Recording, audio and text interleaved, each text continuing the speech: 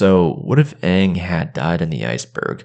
If this happened, the Avatar cycle kinda would have permanently ended. This is because he was in the Avatar state while he was trapped in the iceberg. And, I mean, if you didn't know, being killed in the Avatar state severs the connection to the Avatar spirit Rava.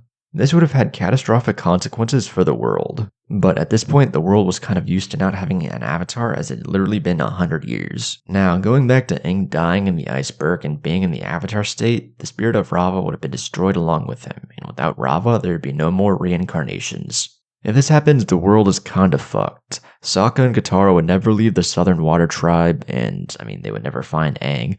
Zuko would continue his journey of searching for the Avatar, but I think he would come into contact with the Southern Water Tribe, and he wouldn't find anything, so he'd probably just rough up the village a little bit and leave them alone. With this being the case, and no Avatar to challenge him or literally anyone else, Fire Lord Ozai would have continued the war and achieved global domination. There wouldn't really be anyone with the power or ability to stand up to him and restore balance. The White Lotus might try, and I can see them giving it a good chance, but even with them trying to stop Ozai and the war, I don't think that they would be able to. One major factor would be that the air nomads remain extinct, and since Aang was the last of his kind, his death would have meant the total and permanent extinction of the air nomads, and for the first time in the very history of the world, one type of bender being erased.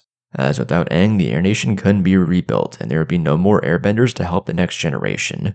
Ozai would then go on to use Sozin's comet to most likely burn the Earth Kingdom down to the ground to make sure that no one else challenged him. He'd become Phoenix King, with Azula becoming Fire Lord and Zuko just off in the world, still trying to find the Avatar, but having no luck. With the Fire Nation now ruling the world, a new Air Nation wouldn't emerge for a millennia, and while the Harmonic Convergence event in Legend of Korra eventually created new airbenders, it would have been thousands of years before that even occurred, and the world would have to go a long period without any more air nomads.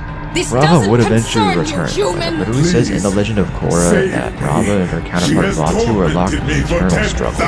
One can't be destroyed without the other, and if Rava is destroyed, she would eventually regrow within Vatu. After 10,000 years though, a new Rava would emerge, but the link to all past avatars would still be lost.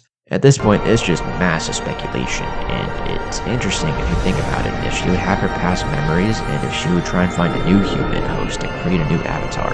But also, she would figure that it might not be the best idea, as look how well that ended. Now, I can't lie, this would make an amazing fan story that I would definitely read, and the main character that I'd want to see in all of this would be Zuko.